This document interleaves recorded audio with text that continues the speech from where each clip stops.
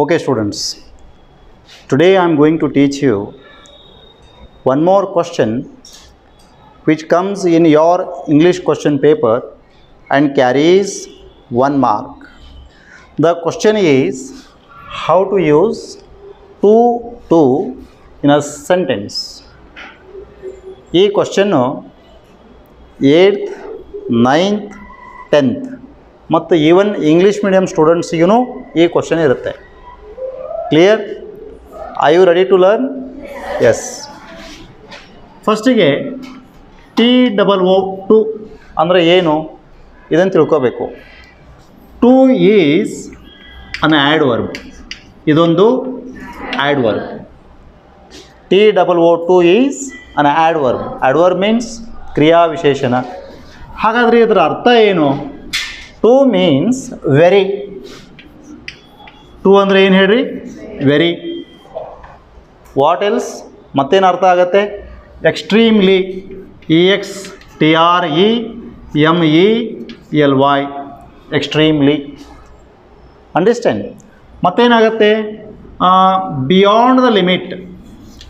Beyond the limit ಅನ್ನಂಗಿದು. Beyond the limit. Clear? Sir, any other meanings? Yes. One more meaning is more than necessary. More than necessary. More than necessary ಅಂತಂದರೆ ಅವಶ್ಯಕತೆಗಿಂತ ಹೆಚ್ಚು. Clear? Sir, ಇಷ್ಟ ಅರ್ಥ ಆಗುತ್ತವೆ ಇದಕ್ಕೆ. ಅದಕ್ಕೆ to. Understand? Then TOO ಇದರ ಅರ್ಥ ಏನು? ಇದು ಯಾವ ಪಾರ್ಟ್ ಆಫ್ ಸ್ಪೀಚ್ ಆಗುತ್ತೆ ಗೊತ್ತಾ? Sir, it's a preposition. ಏನು ಹೇಳ್ರಿ? ಇದೊಂದು ಪ್ರೆಪೊಸಿಷನ್. PREPOSITION ಪ್ರೆಪೊಸಿಷನ್. ಇದು ಹೇಗೆ ಯೂಸ್ ಆಗುತ್ತೆ ವಾಕ್ಯದಲ್ಲಿ? ಪ್ರೆಪೊಸಿಷನ್ ಅಂತಂದಾಗ ಅದು ಪ್ಲಸ್ ನೌನ್ ಆರ್ ಪ್ರೊನೌನ್ ಬರುತ್ತೆ. ನೌನ್ ಆರ್ ಪ್ರೊನೌನ್ ಬಂದರೆ ಪ್ರೆಪೊಸಿಷನ್. ಇದು 1ನೇ ಪಾಯಿಂಟು. 2ನೇ ಪಾಯಿಂಟ್ ಏನಪ್ಪ ಅಂತಂದರೆ ಟು ನಂತರ ಇಲ್ಲಿ ಪ್ಲಸ್ ವರ್ಬ್ ಬಂತು ಅಂತ ತಿಳ್ಕೊರಿ. ಏನು ಹೇಳ್ರಿ? ವರ್ಬ್. ಟು ನಂತರ ವರ್ಬ್. ವರ್ಬ್ ಮೀನ್ಸ್ ಕ್ರಿಯಾಪದ. ಅದು ಯಾವ ಫಾರ್ಮ್ ಹೇಳ್ರಿ? V1. ವರ್ಬ್ ನಂಬರ್ 1 ಬಂದಾಗ ಟು ಏನಾಗುತ್ತೆ ಹೇಳ್ರಿ? ಇನ್ಫಿನಿಟಿವ್ ಮಾರ್ಕರ್ ಆಗ್ತದೆ. ಏನಾಗ್ತದೆ? Infinitive marker. ಟು ನಂತರ ಯಾವಾಗಲೂ ಟು ಬರ್ತದೆ. ಟು ನಂತರ ಯಾವಾಗಲೂ ಏನು ಬರ್ತದೆ? ಇಲ್ಲಿ ವರ್ಬ್ ಬರ್ತದೆ. ಅಂಡರ್ಸ್ಟ್ಯಾಂಡ್? ಇಲ್ಲಿ ನೌನ್ ಅಥವಾ ಪ್ರೊನೌನ್ ಬರೋದಿಲ್ಲ. Is it clear? ಹಾಗಾದರೆ ಟು ಏನಾಗಿ ಯೂಸ್ ಆಗ್ತದೆ? Infinitive marker. ಸರ್, ಕ್ವಶನ್ ಪೇಪರ್ದೊಳಗೆ ಕ್ವಶನ್ ಹೆಂಗೆ ಬರ್ತದೆ ಹೇಳ್ರಿ, ಅದನ್ನು ನೋಡಬೇಕು ಮುಖ್ಯ ಅಂದ್ರೆ. For example, say here. Example number 1.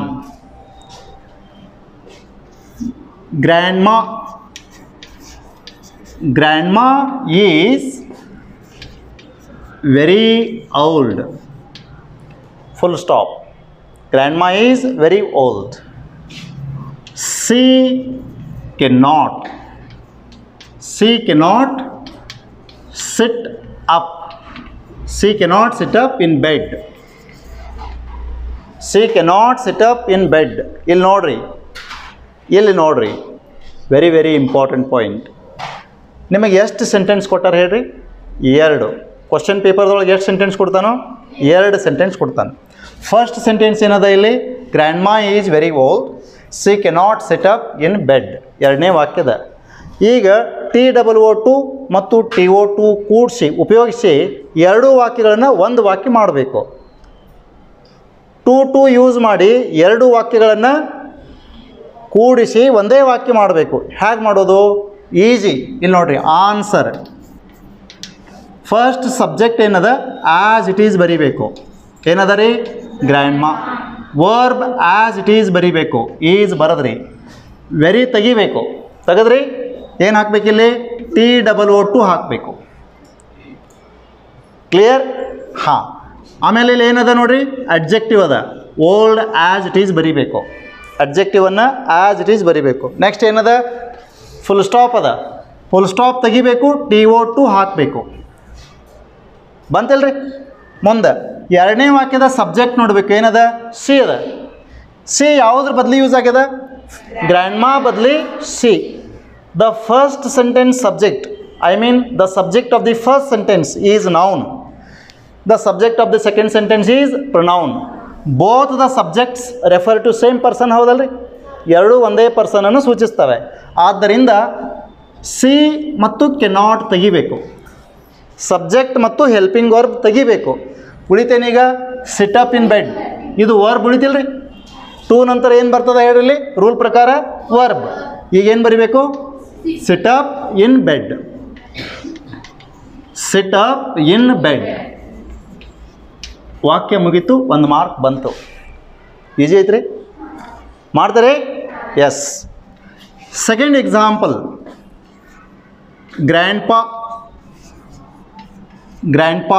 Was very weak. Grandpa was very weak. Full stop. He could not walk fast. He could not walk fast. How many sentences are here? Two sentences adavillri. First sentence ಏನದ ಹೇಳ್ರಿ? Grandpa was very weak. He could not walk fast. Answer ಹೆಂಗೆ ಮಾಡ್ತೀರಿ? ಎರಡು ವಾಕ್ಯ ಕೂಡಿಸಿ ಒಂದೇ ವಾಕ್ಯ ಮಾಡ್ತೀರಿ ಇವಾಗ. ಎಸ್. ಫಸ್ಟ್ ಏನು ಬರಿಬೇಕು ಹೇಳ್ರಿ? Correct.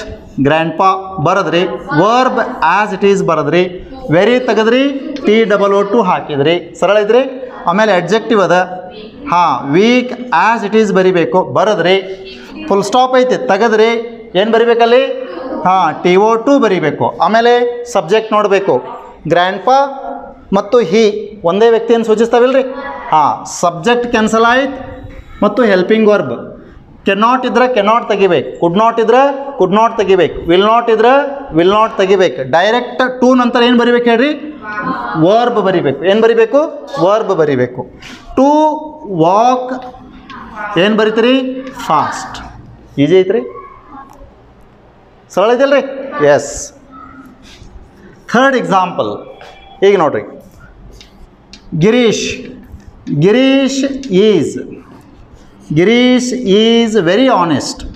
Girish is very honest. Full stop. हाँ, he will not accept the bribe. Bribe means lancha. Bribe ಅಂದ್ರೆ ಏನು ರೀ? ಲಂಚ. Is it clear?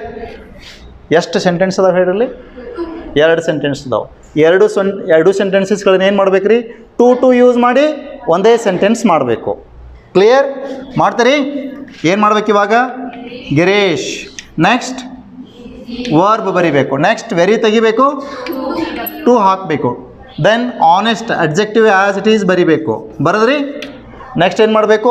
Full point ಅದ, ತೆಗಿಬೇಕು. ಏನು ಮಾಡಬೇಕು ಅದನ್ನು? ಹಾಂ, TO2 ಬರಿಬೇಕು. ಆಮೇಲೆ TO2 ನಂತರ ಡೈರೆಕ್ಟ್ ವರ್ಬ್ ಯಾವುದೈತೆ ಹೇಳ್ರಿ? ಐತಲ್ರಿ? ಅಂದ್ರೆ ಆದ್ರೆ ಹಿಂದಿನೂ ಹಿ ವಿಲ್ ನಾಟ್ ಏನೈತೆ ಹೇಳ್ರಿ? Cancel. To accept, ACCEPT, accept the bribe. ಗೊತ್ತಾಯ್ತ್ರಿ? ಈಜಿ ಐತ್ರಿ? ಗ್ಯಾರಂಟಿ ಮಾಡ್ತೀರಿ? ಬರ್ಕೊಂಡ್ರಿ? ಬರ್ಕೊಂಡಿರ್ಲಿಲ್ಲ ಅಂದ್ರೆ ಬರ್ಕೋರಿ. S.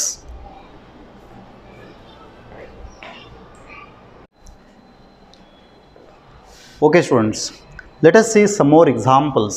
Can you do? Ha. Example number 4. Okay? Ha.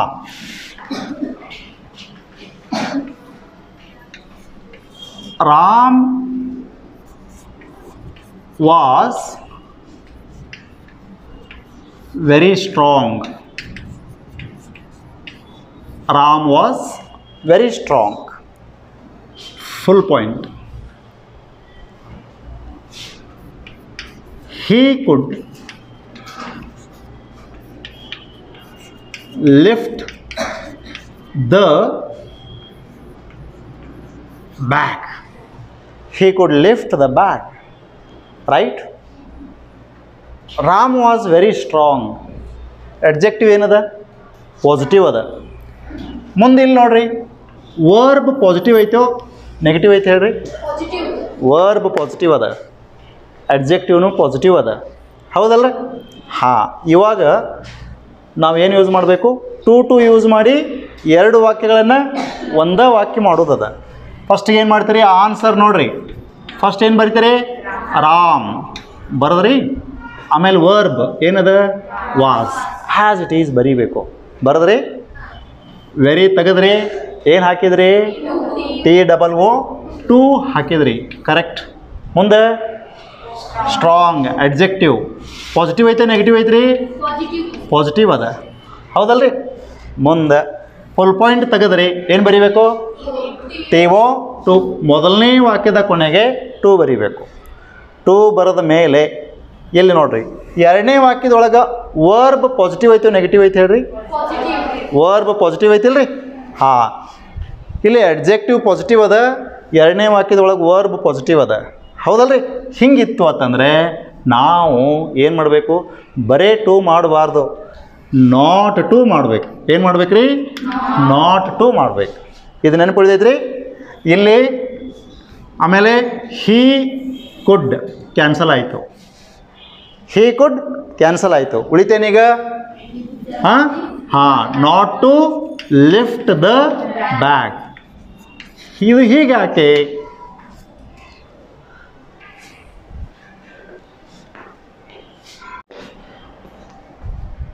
Okay, question ಏನಿಲ್ಲಿ? ಇಲ್ಲಿ ನಾಟ್ ಟು ಯಾಕೆ ಬಂತು? ಹೌದಲ್ರಿ? ನಾಟ್ ಟು ಯಾಕೆ ಬಂತು? ನಿಮಗೆ ಗೊತ್ತಿರಲಿ, to is a negative word. To is a negative word. Not is also negative word. Minus into minus is plus, ಹೌದಲ್ರಿ? ಇಂಗ್ಲೀಷ್ನೊಳಗೂ ಎರಡು ನೆಗೆಟಿವ್ ವರ್ಡ್ಸ್ ಸೇರಿಸಿದ್ರೆ ಒಂದು ಪಾಸಿಟಿವ್ ಮೀನಿಂಗ್ ಆಗ್ತದೆ. ಏನಾಗ್ತದೆ ಹೇಳ್ರಿ? ಎರಡು ನೆಗೆಟಿವ್ ವರ್ಡ್ ಸೇರಿಸಿದಾಗ ಒಂದು ಪಾಸಿಟಿವ್ ಮೀನಿಂಗ್ ಆಗ್ತದೆ. ಅಂಡರ್ಸ್ಟ್ಯಾಂಡ್? ಅದರ ಸಲುವಾಗಿ ಇಲ್ಲಿ Ram was too strong not to lift the bag ಅಂತಂದರೆ ರಾಮನು ಚೀಲವನ್ನು ಎತ್ತದಿರಲು ತುಂಬ ಬಲಿಷ್ಠನಾಗಿದ್ದನು. ಎತ್ತದಿರಲು ತುಂಬ ಬಲಿಷ್ಠನಾಗಿದ್ದನು. ಇದರ ಅರ್ಥ ಏನು? Ram was very strong, Hi could lift the bag, Hi lifted the bag ಅಂದಂಗೆ ಪಾಸಿಟಿವ್ ಮೀನಿಂಗ್ ಆಗ್ತದೆ. ಆತ ಬಡವನಾಗಿರುವುದಿಲ್ಲ, ಹೀ ಈಸ್ ನಾಟ್ ಪುವರ್. ಇದರ ಅರ್ಥ ಏನು? ಹೀ ಈಸ್ ರಿಚ್ ಅಂದಂಗೆ, ಹೌದಲ್ರಿ? He is not poor. Poor ಅನ್ನುವಂಥದ್ದು ನೆಗೆಟಿವ್ ವರ್ಡ್, ನಾಟ್ ಅನ್ನುವಂಥದ್ದು ನೆಗೆಟಿವ್ ವರ್ಡು. ಎರಡು ನೆಗೆಟಿವ್ ವರ್ಡ್ ಸೇರಿಸಿದ್ರೆ ಏನಾಗ್ತದೆ? ಒಂದು ಪಾಸಿಟಿವ್ ಮೀನಿಂಗ್ ಆಗ್ತದೆ. Same idea here. Is it clear? Any doubt? Okay, ಇನ್ನೊಂದು ಸೆಂಟೆನ್ಸ್ ನೋಡ್ರಿ. The car is very costly. The car is very costly. Okay? They cannot buy it. They cannot buy it. Come on. ಈಗ ನೋಡ್ರಿ ವಾಕ್ಯ. ಮೊದಲನೇ ವಾಕ್ಯ ಏನದ? The car is very costly. Subject ಏನದ? The car ಅದ. ಆ್ಯಸ್ ಇಟ್ ಈಸ್ ಬರೀದು. Answer ಮಾಡೋಣ್ರಿ. ದ ಕಾರ್ ಈಸ್ ವೆರಿ ತೆಗೆದ್ರಿ. ಏನು ಹಾಕಿದ್ರಿ? Too. Costly as it is ಬರೆದ್ರಿ. ಮುಂದೆ ಮೊದಲನೇ ವಾಕ್ಯದ ಕೊನೆಗೆ ಏನು ಬರೀಬೇಕು? ಟು ಬರೀಬೇಕು. ಆದ್ರೆ ಎರಡನೇ ವಾಕ್ಯದ ಸಬ್ಜೆಕ್ಟ್ ನೋಡ್ರಿ, ದೇ ಐತಿಲ್ರಿ. ಮೊದಲನೇ ವಾಕ್ಯದ ಸಬ್ಜೆಕ್ಟ್ ನೋಡ್ರಿ, ದ ಕಾರ್ ಐತಿ. ಇಲ್ಲಿ ವಸ್ತುವಾಚಕ ಅದ, ಇಲ್ಲಿ ವ್ಯಕ್ತಿವಾಚಕ ಅದ. ಸಬ್ಜೆಕ್ಟ್ಸ್ ಬೇರೆ ಬೇರೆ ಅದಾವಿಲ್ರಿ. ಸಬ್ಜೆಕ್ಟ್ಸು ಬೇರೆ ಬೇರೆ ಇದ್ದಾಗ ಮೊದಲನೇ ವಾಕ್ಯದ ಕೊನೆಗೆ ಫಾರ್ ಬರೀಬೇಕು. ಏನು ಬರೀಬೇಕು? ಫಾರ್. ಆಮೇಲೆ ಎರಡನೇ ವಾಕ್ಯದ ಸಬ್ಜೆಕ್ಟ್ ಬರೀಬೇಕು. ಬರೆಯುವಾಗ ಅದರ ಆಬ್ಜೆಕ್ಟ್ ಫಾರ್ಮ್ ಬರೀಬೇಕು. ದೇ ಈ ಕರೆಕ್ಟ್. ದೇ ಈ ಸರ್ವನಾಮದ ಆಬ್ಜೆಕ್ಟ್ ಫಾರ್ಮ್ ಏನು ಹೇಳ್ರಿ? ದೆಮ್. ಕರೆಕ್ಟ್. ಇಲ್ಲಿ ನೌನ್ ಇತ್ತು ಅಂತ ತಿಳ್ಕೊರಿ, ಅದೇ ನೌನ್ ಬರಿಬೇಕು. ಒಂದು ವೇಳೆ ಪ್ರನೌನ್ ಇತ್ತು ಅಂದರೆ ಪ್ರನೌನದ್ದು ಆಬ್ಜೆಕ್ಟ್ ಫಾರ್ಮ್ ಬರಿಬೇಕು. ಆ ಇದ್ರೆ ಮೀ ಬರಿಬೇಕು, ವಿ ಇದ್ರೆ ಅಸ್ ಬರಿಬೇಕು, ಯು ಇದ್ರೆ ಯು, ಹಿ ಇದ್ರೆ ಹಿಮ್, ಶಿ ಇದ್ರೆ ಹರ್, ಫಾರ್ ನಂತರ ಹರ್, ದೇ ಇದ್ರೆ ಫಾರ್ ದೆಮ್ ಬರಿಬೇಕು. ಇಲ್ಲಿ ಆಬ್ಜೆಕ್ಟ್ ಆದ ನಂತರ ಟು ಬರಿಬೇಕು. Is it clear? ಆಬ್ಜೆಕ್ಟ್ ಆದಮೇಲೆ TO2 ಬರೀಬೇಕು. ಇಲ್ಲಿ ಕೆನಾಟ್ ಕ್ಯಾನ್ಸಲ್ ಆಗ್ತದೆ, ಡೈರೆಕ್ಟ್ ಏನು ಮಾಡಬೇಕು, ವರ್ಬ್. ಏನಾಯ್ತು ಇಲ್ಲಿಗೆ, ಬಾಯ್.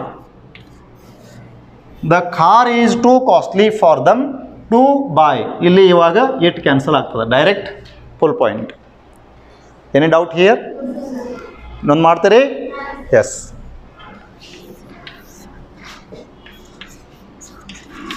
The question was